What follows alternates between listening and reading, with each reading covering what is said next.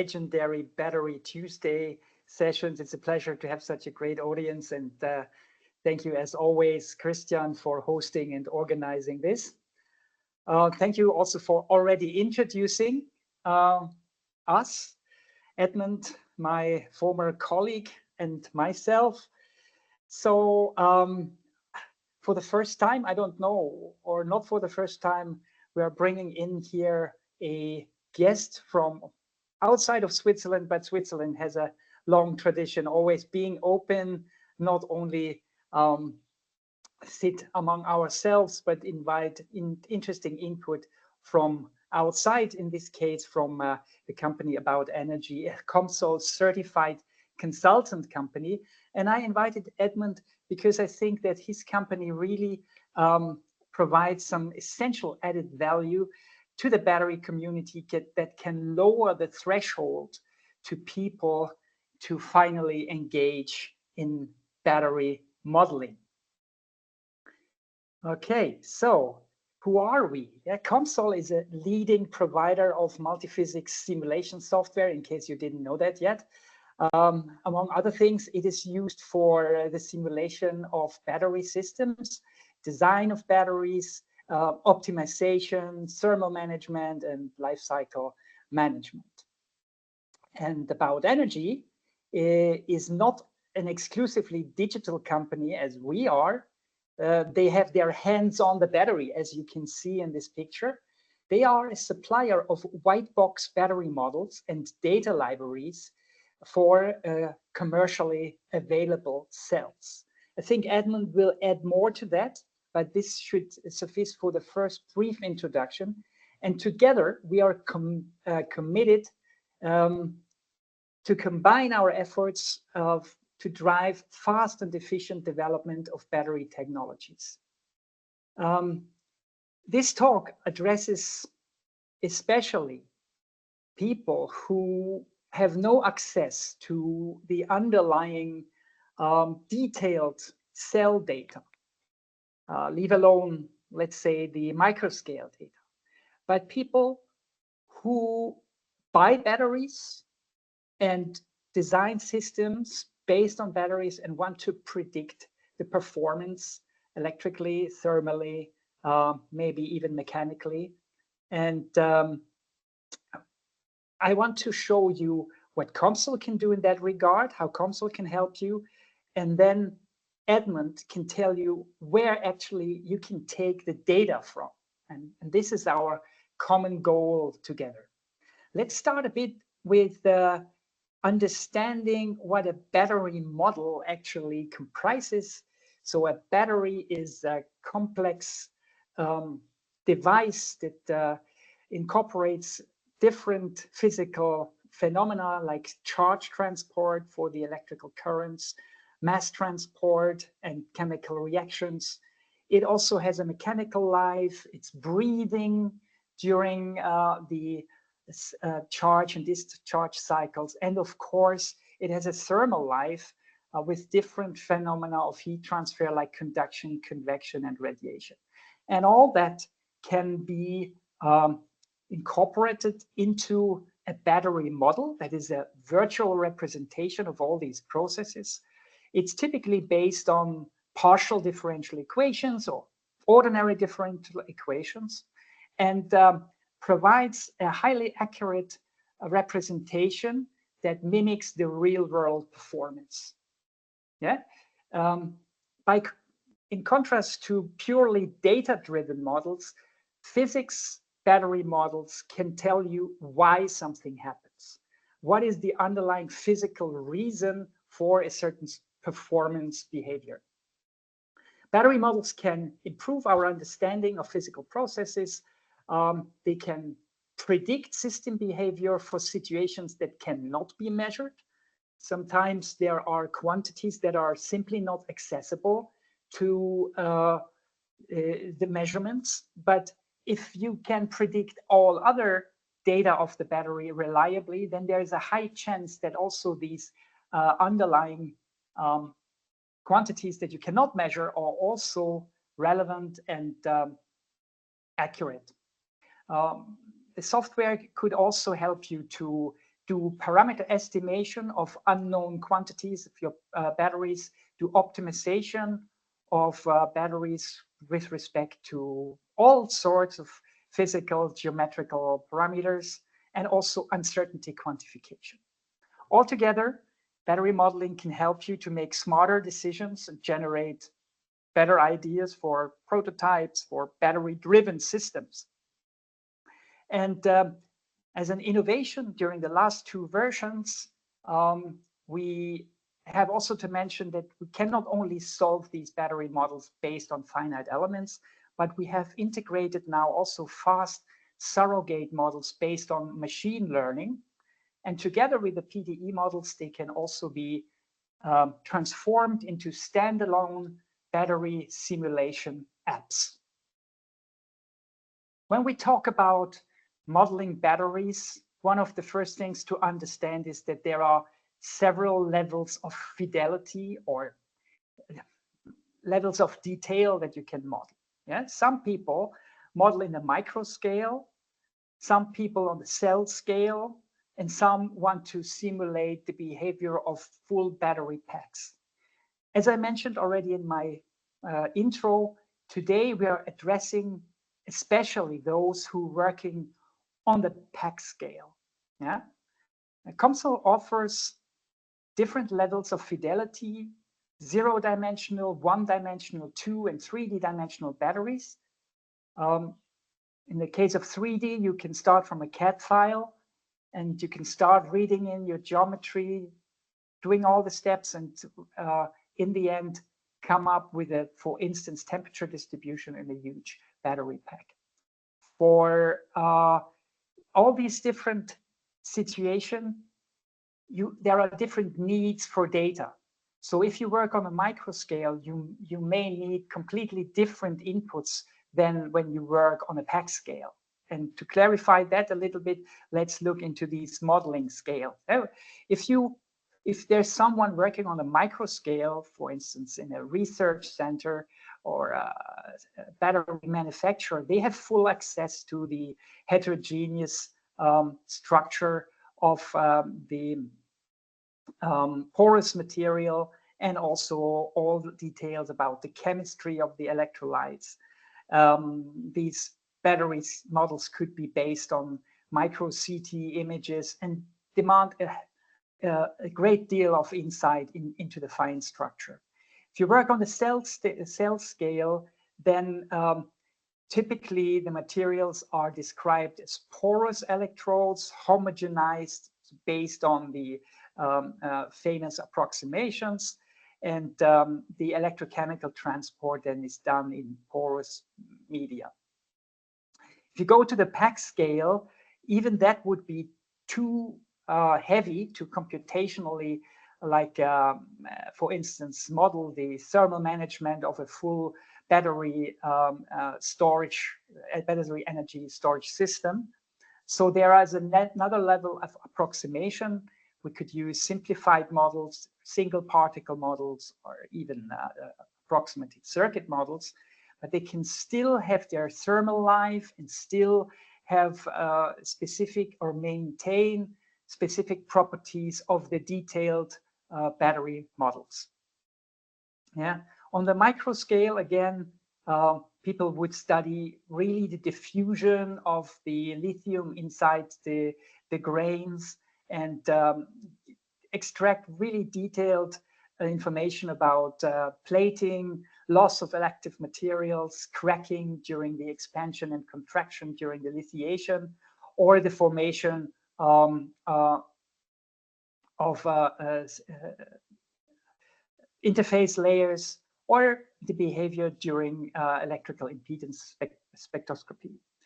On the cell scale, we could extract information about the inhomogeneity of the current distribution in the battery, for instance, identifying some 3D effects that might be unwanted and maybe optimize the cell design.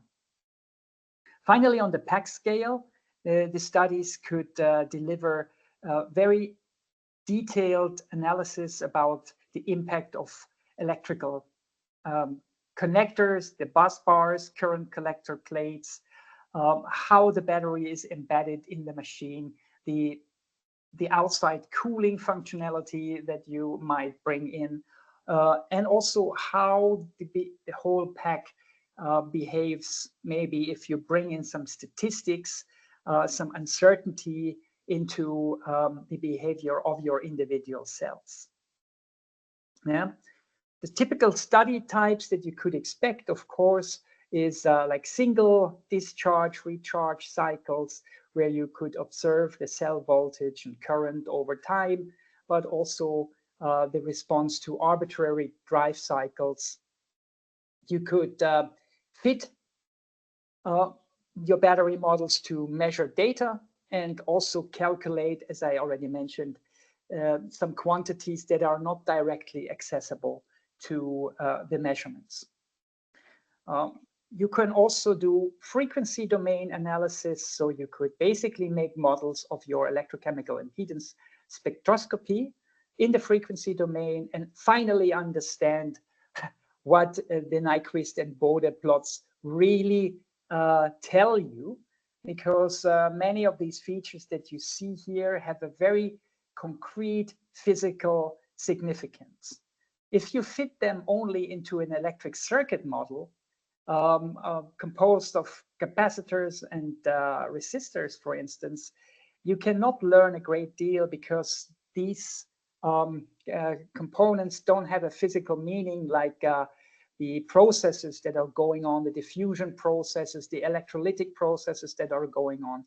But if you fit them into a physical model, all of these peaks have a very detailed meaning and help you to understand your battery. Also, cyclic voltammetry could be done as another example for electroanalysis that you can typically do and understand better with battery models.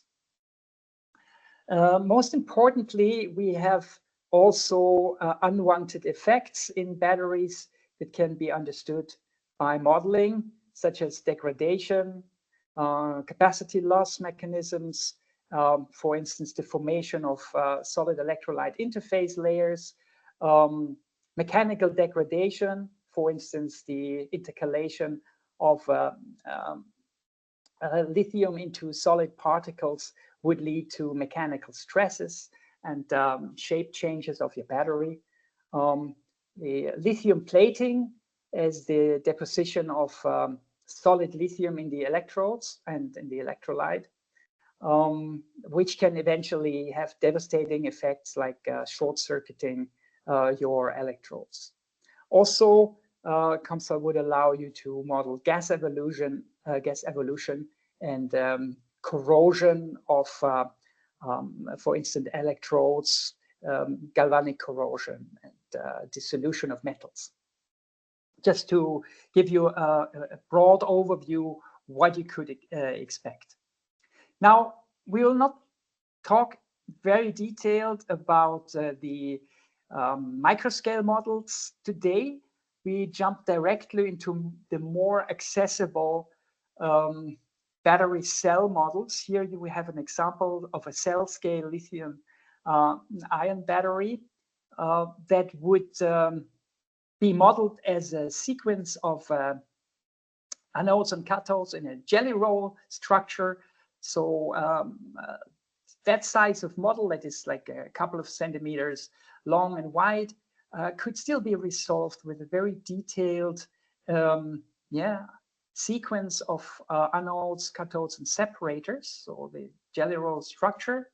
And you see also the current connectors and the safety vent, and the outcome of such a model could be, as I already mentioned before, the inhomogeneous distribution of ohmic losses in the battery. Also, the inhomogeneous heating of the battery. Because of these distributed losses that you have, but also because the battery itself is connected to the surrounding world, for instance, by heat flux condition. And then, of course, you could simulate the electrical behavior and in response to drive cycles, load cycles, discharge and charge. And also, of course, the temperature variation at any given point over time. I still think that not too many of you would have access to that kind of fine structure. If you do have, the better. But as I mentioned, this talk rather addresses people who would mainly buy batteries and would not have the detailed internal structure. And if you're working with that, then you are actually on the level of pack scale modeling, which is shown here in this lower picture. For these models, neither would it be computationally feasible to model the microscale or cell scale. Simply, you would lack the data that are necessary to work on that level. So such a pack scale model is described by 0D or 1D battery models that incorporate the voltage losses, including the ohmic activation, concentration over potentials. You could still handle capacity fading, capacity loss functionality, calendar aging, and these effects could also depend on the temperature. While the electrical models are 0D or 1D, the thermal life of the battery would be modeled in full beauty of 3D, using the heat generation terms for ohmic losses or electrochemical losses. And the thermal properties of the batteries could, for instance, be described by anisotropic heat transfer. You can imagine that this behavior that the jelly roll has by itself needs to be inherited to some extent to this lumped model. It is not just a simple bulk material. It is a material with a fine structure that can be described by anisotropic properties. Yeah. So if you want to know how the software looks, so that's basically our user interface. You see here the model builder tree, where the major steps of the simulation are shown. For instance, the geometry, materials, then the physics. Here we have a battery pack interface, and we have a heat transfer in solids interface, and then a coupling, electrochemical heating for the battery.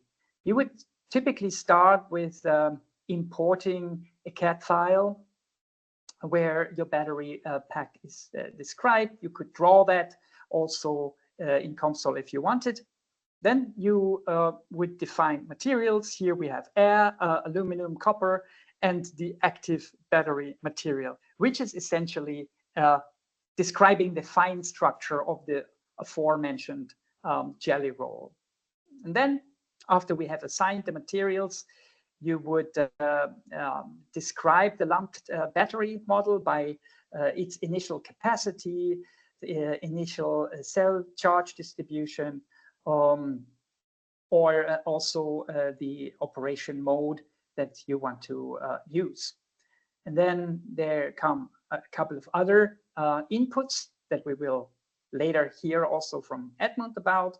And later on, you would also activate a heat transfer equation that can, in the end, give you essentially the coupling between the electrochemical heat production or joule heating and the heat transfer that you have in your batteries.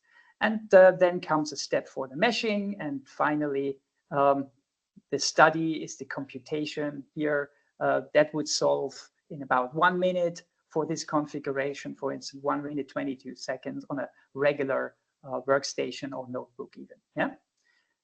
Yeah, and the simulations, as I mentioned, can also be simplified and given into the hands of non-experts who have no access to the whole fine structure, but you would allow them simply to modify for instance, the number of batteries in series and in parallel in this pack, the way how they are connected, and give them access to a couple of material properties.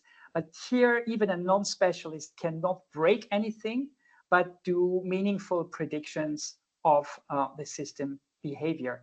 These simulation apps can be either compiled into a piece of standalone software executable in Windows, Mac, or Linux, or they can be accessed through the web browser when run in the cloud. So you can even operate them from your tablet or even mobile phone if you want. Yeah, so share your knowledge outside the organization in a simplified way for people who have no capacity of building these models by themselves.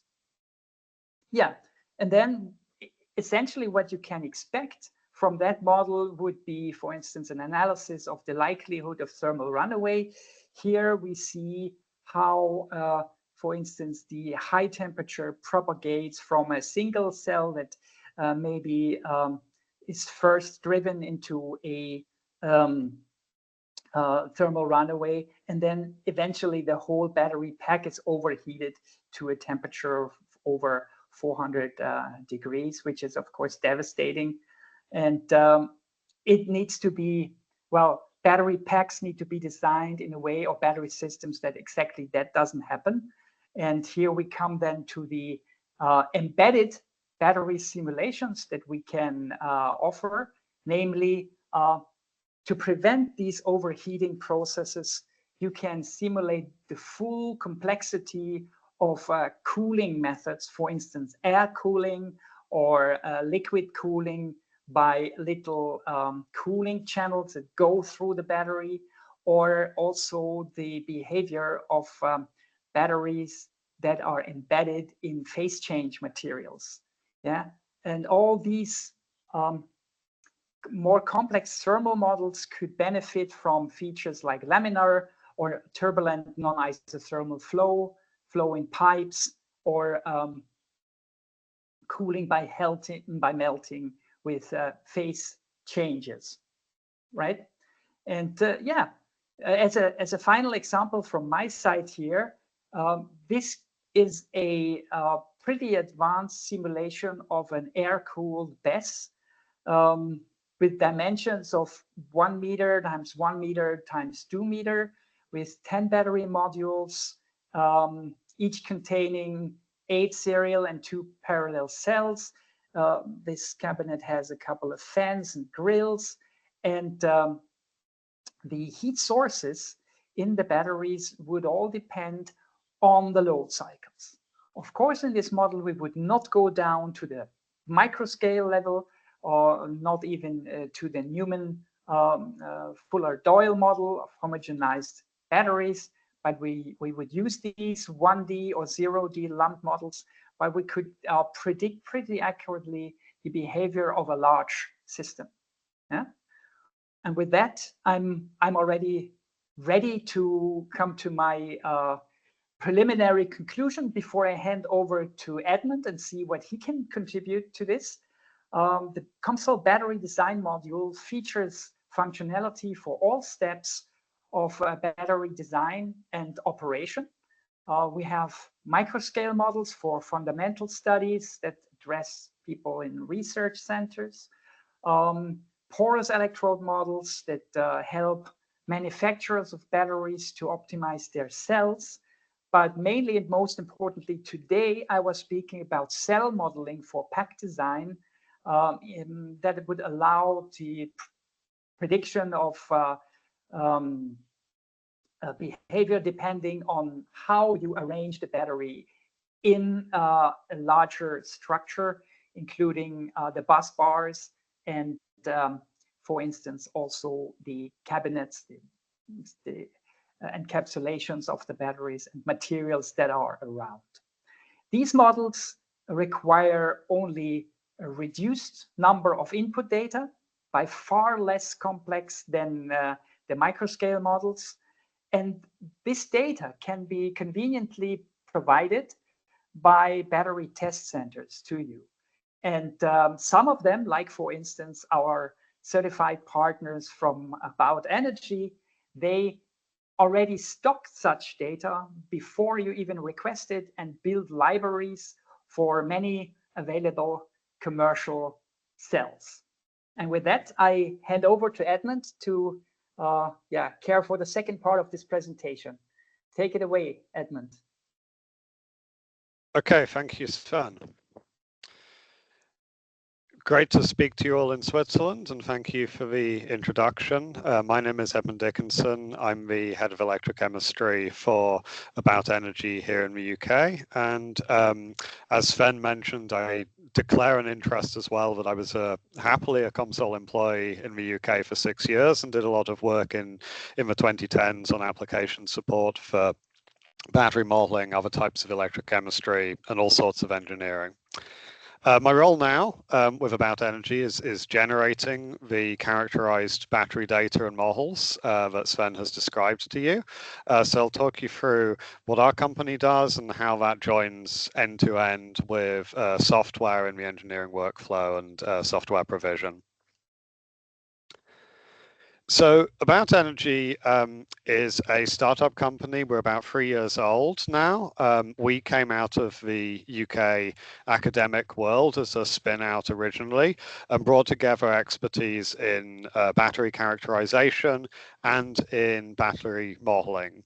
I'll explain some of the details through the presentation, but in essence, what we want to be able to do is to enable battery end users, exactly the people that Sven described, who may be, like you, purchasers of cells who want to integrate those cells into a pack or perform some adjacent engineering, such as the development of battery management system algorithm, to be able to use simulation in those tasks. And generally speaking, the problem that people run into when they want to simulate a battery is that they don't have a suitable model or parameters or input data for the component cells. And those component cells contain a lot of chemistry. They contain all of that microstructural detail, which influences the dynamics of their response. The chemical, electrical, mechanical thermal responses are distinct from manufacturer to manufacturer, from cell to cell. But your only alternative really is to guess something appropriate from the literature or to undertake your own testing of the cell, which can be very expensive, whether done as a large company or a small company. And it creates a degree of redundancy in the industry where many large companies are investing in performing the same characterization of the same cells. So our approach is to get very good at measuring cells and good at packaging our measurements into a usable model that fits into a customer workflow so that other people, our customers, COMSOL's customers, can worry about battery integration tasks, making a pack, making a battery management system. Because when you have a good model of the cell, those tasks are really engineering. And there are a lot of brilliant electrical thermal engineers out there who, with simulation support, can understand the decisions that are necessary in the engineering point of view. So we were honored to be recognized by COMSOL as a certified consultant. And in that role, one of the things that we can do is support COMSOL simulations, specifically with the parameterization that goes with specific cells. Those cells are tested here under the arch. This is our office in South London. This is an active railway line in London, and we nestle both office and lab underneath that.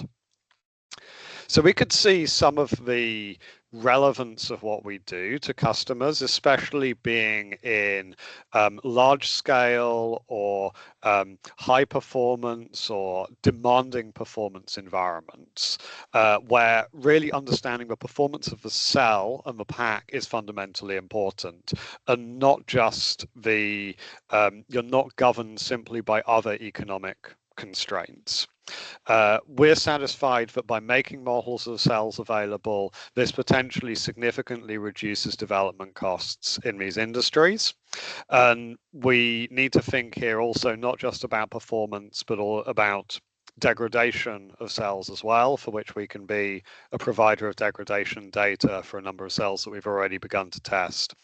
Degradation in the context of your everyday conventional passenger vehicle, your normal car, is a frustration. Your range for your car decreases with lifetime, but in an application like vertical takeoff and landing aerospace, degradation is fundamentally critical. The battery has to be able to keep the vehicle in the air until it can land safely, even when the battery pack has aged through the planned lifetime of a vehicle.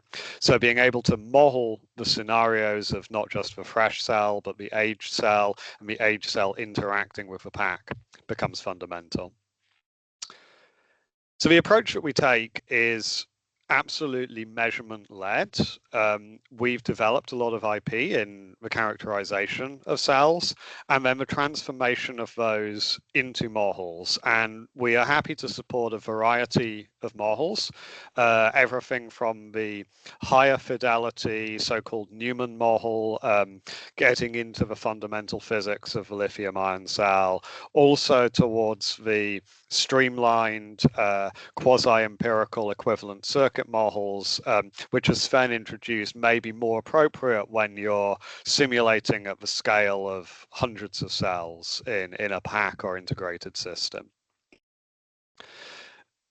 We emphasize also a white box approach in what we do. And what we mean by that is that we'll always make the equations visible to you. Users of COMSOL will be familiar with the fact that the COMSOL multiphysics software makes it clear what physical equations it's solving when it does them. And we'll do the same.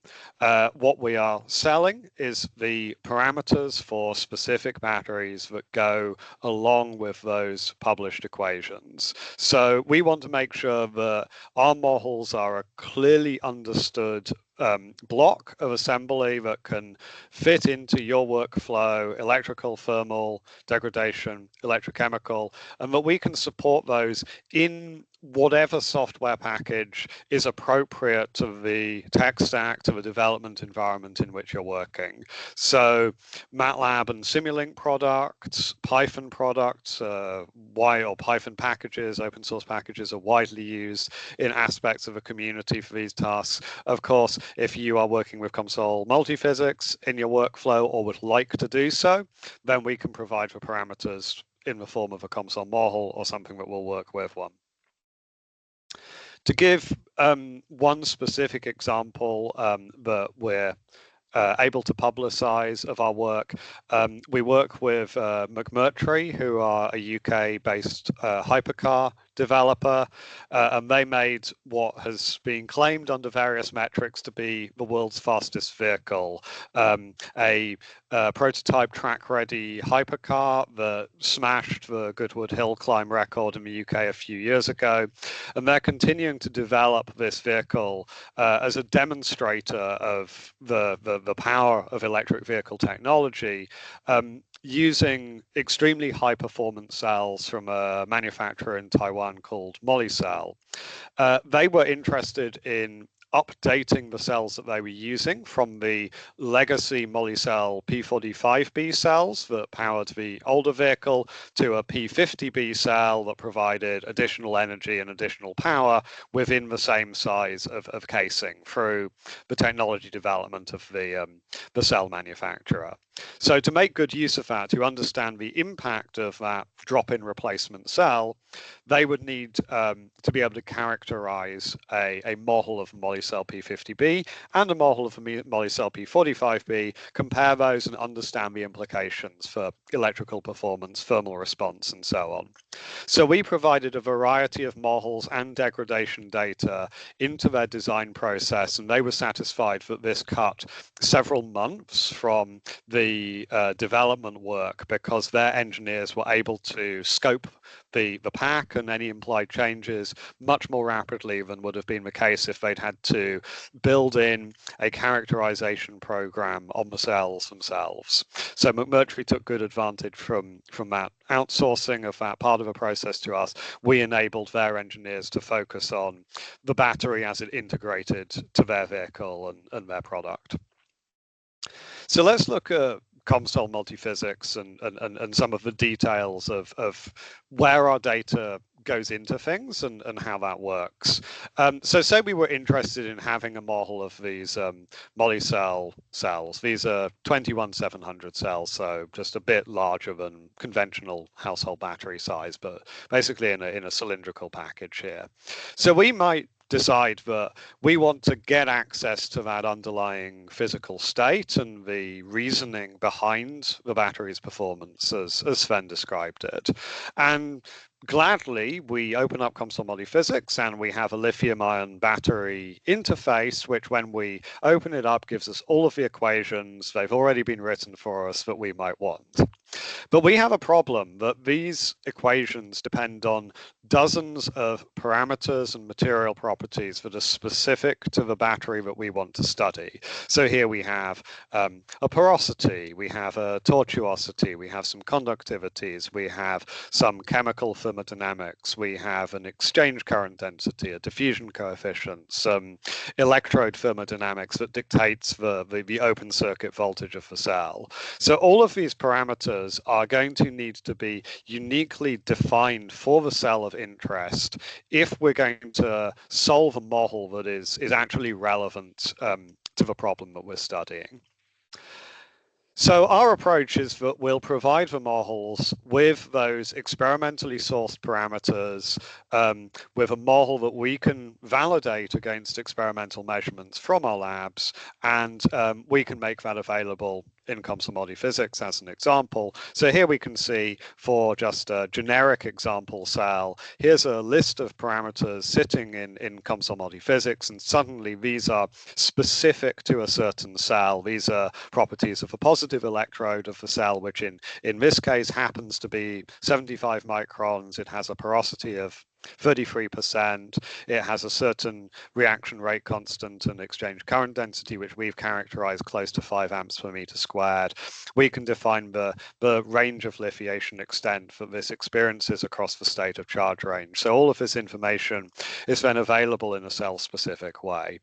And we can run the model in COMSOL Multiphysics, and we can predict outputs. So we could get voltage response against a constant current analysis against a drive cycle, as Sven demonstrated, but also we can look inside and maybe look here at spatially resolving the concentration in particles, and we realize that under a certain operating condition, actually, we get some non-uniform utilization of our electrodes, which could help us to understand or explain some of the performance limitations of the cell in practice. So from here, well, how did we get those numbers? Where does that table of numbers come from? For our electrochemical parameterization, we follow a process of teardown-led parameterization, meaning we will actually open batteries and we will look at the chemicals inside, we'll take samples and we'll take measurements. And this is a methodology that was pioneered at a group at the University of Birmingham as part of the Faraday Institution, an academic consortium in the UK. They did this process for one of LG's cylindrical cells, and we licensed the IP that came out of that, and we've commercialized that to a repeatable commercial process. So basically, we start with, in this case, a cylindrical cell. You open up the casing and unhook the terminals, and you see you have this wound jelly roll on the inside. We can unroll that jelly roll and get samples of the individual electrodes. If we delaminate those, we can then cut samples that are single side coated with the active material, which we can use for thickness measurement, we can use for gravimetric measurement, and we can use those samples also for electrochemical testing. So assemble them into cells with lithium and extract information about the electrochemistry of response of these materials. So We also then complement that with testing on the full cell. So if we were going to characterize an equivalent circuit model, we could just do that from the electrical response of a full cell. But we also do that for electrochemical parameterization in order that we have a point of reference and a point of validation for what an actual cell will do. One of the characteristics of our technology is that we will always do our cell testing under surface controlled temperature using conductive temperature control with thermoelectric Peltier elements. And these Peltier elements enable us to maintain very precise temperature control. This is just an example on the right-hand side of a test which is supposed to be conducted at -5°C. And we compare the response in red, which is what happens when we run the electrical testing of the cell in a thermal chamber, which might be a conventional industry approach, just if you like, a climate control chamber where the air temperature is being held -5°. When we do that, the cell heats up, the chamber can't control the temperature of the cell effectively enough, the heat transfer coefficient is too low, and so we see that we don't get consistent maintenance of temperature on the surface of the cell. We're tracking something about the cell's thermal properties, but in a way that's coupled to a changing thermal environment. So it's very difficult for us to parameterize a model on this basis. The green is the about energy approach, and this is actual experimental data, as you can see from the single imperfection in the blip here. But we are holding here the surface of the temperature, the surface temperature of the cell strictly at -5°C. So we can put those together, the teardown measurements and the cycling. We can extract certain data directly. We can determine a stoichiometric fit, meaning what range of each of the positive and negative electrodes we utilize and how they're balanced. We tune that model as appropriate to nominal temperature, because when we tear down the cell, we can't reconstruct certain aspects of the original cell. We need to have a point of reference to do that, and that can give us optimized values for validation performance of kinetic and diffusivity properties of the cell. And then we can make that temperature dependent as well, so including entropies and activation. And of course, we'll always validate against measurements that are taking independently of the data that we use for training and tuning. So here you can see, for example, here's a cell where we can see how we separate out in black the measured full cell open circuit voltage into its positive electrode red and negative electrode blue contributions, where the negative electrode is mixed graphite silicon and so exhibits this charge-discharge hysteresis, which we incorporate into the model as well. On the right-hand side, we can see some validation drive cycles. So these are automotive standard drive cycles with different scalings, and we can see the sort of error response as well against a full cell measurement, where in this case, for this parameterization, we're generally tracking within plus or minus 50 millivolts error for the physical electrochemical model throughout the discharge process.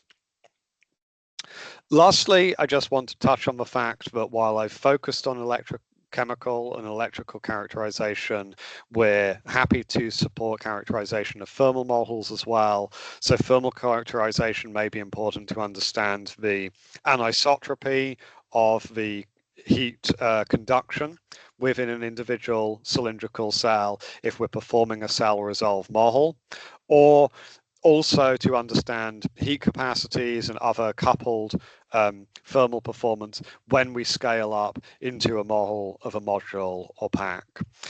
So alongside the electrochemical and electrical models, these form part of the suite of battery characterization that we're pleased to offer. So thank you very much for the attention today. It's been great to speak to you as an audience. We'd be glad to take, I think, any questions and any feedback to us and to hear from you further. And we're glad to continue to support COMSOL with the dissemination of relevant models of batteries as well. Great, thanks Edmund, thanks Sven for your contribution. very interesting to see the way you model the cells with COMSOL and the way you characterize the cell. Yeah, so please, to the audience, raise up your hands if you have questions towards the speaker here in the chat, or just ask in the chat to Sven and to Edmund.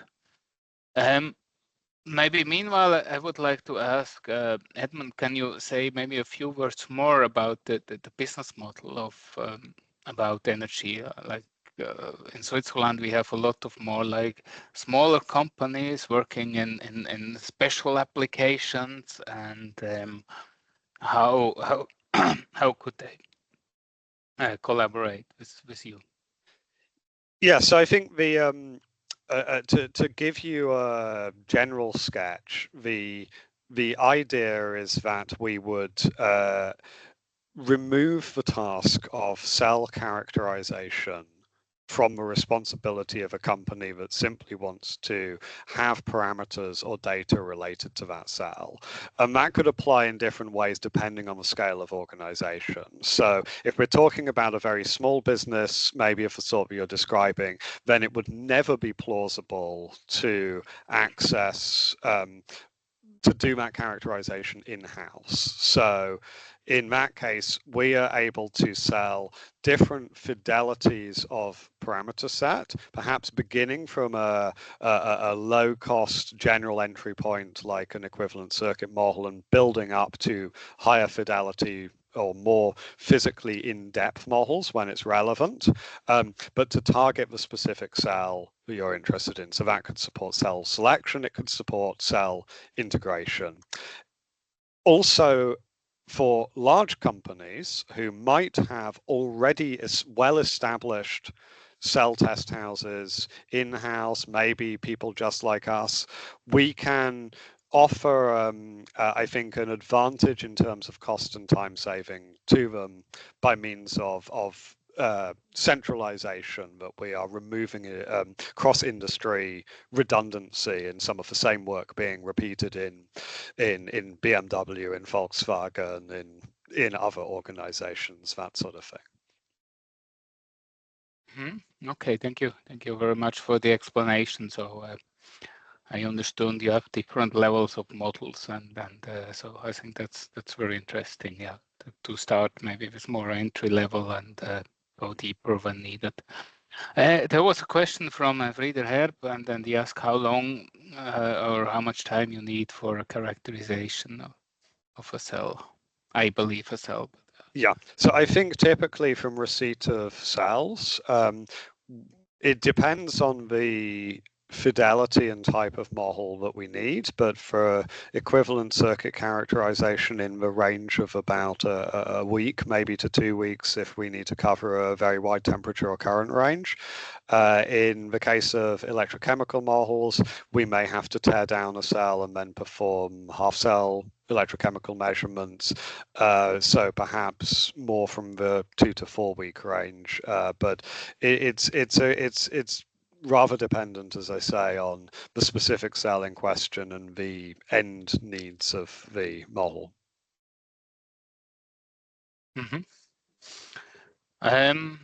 Well, then I have a question which is quite deep into the technology from Wendy Go, and she asked if considering mechanisms coupled to thermal issue, does the 1D 0D thermal model still be recommended, or we need to couple a 3D model?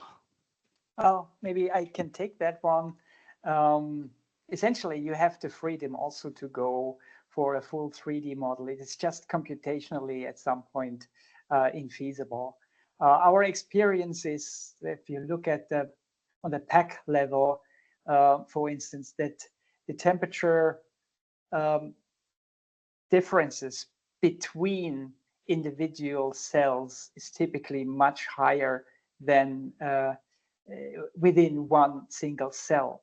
So that's why it is very often appropriate to average what you see in the 3D thermal model and inherit that temperature to the 001D electrochemical model.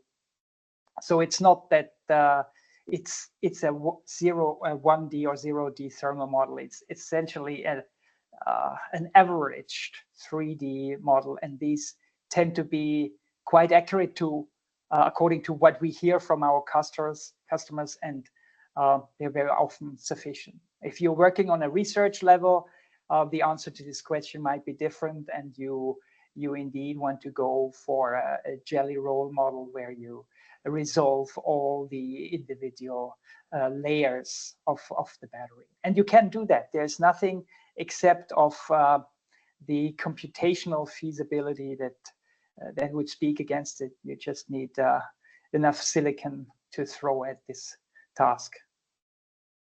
Sven, maybe I can add a couple of points. I mean, I agree with everything that you said there. I think also, I mean, we would say certainly that any thermal model is better than ignoring temperature change. It depends on whether you're looking at full pack scale or not, but cell core to cell surface temperature variation is often looked at. So even just having a lumped thermal model of the average temperature of a cell and how that varies is likely to give a higher fidelity of prediction than pretending that the cell remains always in thermal equilibrium with its surroundings. When it comes to, I think, fully coupled 3D models, there's debate on the best mechanisms for doing that, but that's probably because everyone has a different end goal in mind. And almost anything, I think, can be made computationally feasible, but it's a question as to whether what extra you learn is actually worth it. And you have to remember that there needs to be someone to analyze the results and make sense of them and reduce them back to an engineering decision at the end, and not just the computer to generate the numbers in the first place. So I think that is often what perhaps dissuades people from the complexity of coupling, but it rather constrains you into too fully believing the model as the only thing that you're thinking about, and not what you're trying to learn from the model as being the point of priority.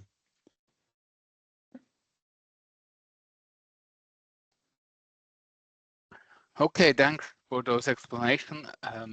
I ask one more time to the audience whether there are more questions here.